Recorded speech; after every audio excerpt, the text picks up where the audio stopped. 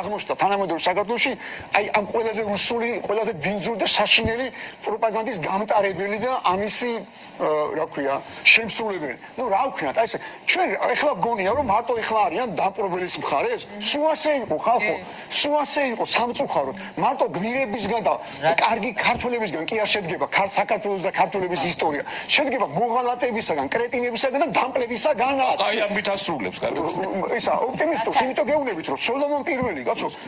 რო ეს ტერმინი რო დათვი რომ მოგერება ბაბაია უნდა დაუძახო რუსების დროს კი არ მოიგონეს აი ეს ამას ეუნებოდა სოლომონ პირველს რომელსაც თქვა რომ ტყვეთა გაყიდვა უნდა აკრძალო და ქართველები ეუნებოდა ვინც სიმტყეების გაყიდვის ბიზნესში იყო ეს ტერმინი არ იყო მაგრამ ეს სამარცხნო საქმიანობა ხო არსებობდა მუტაციების გარდა დღეს რამდენი ვილაპარაკეთ ეხლა მართლა ლეკიანობასავით რო გტაცებენ ყოველთვის მუტაციების გარდა გაყიდვა იყო და იმდენი ადამიანი იყო ამის წილში ვინც წილში იყო ისინი ეუბნებოდნენ სოლომონ მეფეს რომ ისა ხონთქარს ნუ გავაღიზიანებთო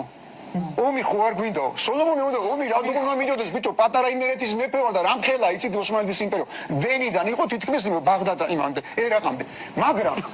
მაგრამ ტყვეთა გაყიდვას არ შეგარჩენთ არავისო და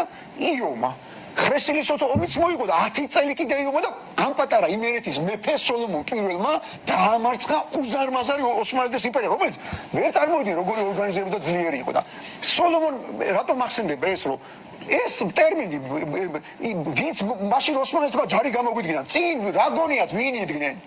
ქართველები იმად გვარებს არ მომობ თორე ზეპიატვის ყველასი რომ განზოგადება არ მოხდეს თორე ქართველები ამიტომ ეს ეხლა კი არ მოიგონეთ ან თქვენ თუ გონიათ რომ ვახტანგ მეექვსის დროს ან ვახტანგ ისა რა ქვია გორგასალის დროს არ იყვნენ მოღალატეები ძალიან ცდებით ან დავით აღმაშა ან თამარ მეფის დროს არ ყვნენ მოღალატეები ძალიან ცდებით სულ პოულობდნენ იმ ქართველებს რომელიც ამბობდა დამპყრობელზე რომ მოდი ვითანამშრომლოთ კაცო ზოგს ვაშლი ქონდა გასაყიდი და ზოგს ისა რა ქვია სხალი სულადვილი იყო გეუბნებოდი რომ ვაშს კარგად გაგაყიდია და გადმოდი ჩემ მხარეს მე რა რომ დამპყრობელი ვარ მე რა რომ შაჰაბასი თქვენ გონიათ წავიკითხოთ კარგად აბა საქართველოს ისტორიოგრაფია კარგად წავიკითხოთ თქვენ გონიათ შაჰაბასი რომ მოგვადგა რვაჯერ მოგვადგა თქვენ რვაჯეროვე მოძებნა ხალხი რომელიც მის მხარეს იყო და როგორც ახლა მომე რა ქვია რუსეთთან არ უნდა დავალ ასე აბა შაჰაბასთან არ დავალაგოთო ასაღები ჩვენ თავისუფლად გასაღები შაჰაბასთან მაგრამ იმ შაჰაბასთან მებრძოლი და ოსმალეთის იმპერიასთან რუსეთის იმპერიასთან რუსეთმა 1801 წელს რო ისა გამიუქმა სამშობლო და სახელმწიფოებრიობა 1802 წელს რო დავიწყეთ აჯანყება არ გავჩერებული მიუხედავად ყველაფერისა გაუმარჯოს საქართველოს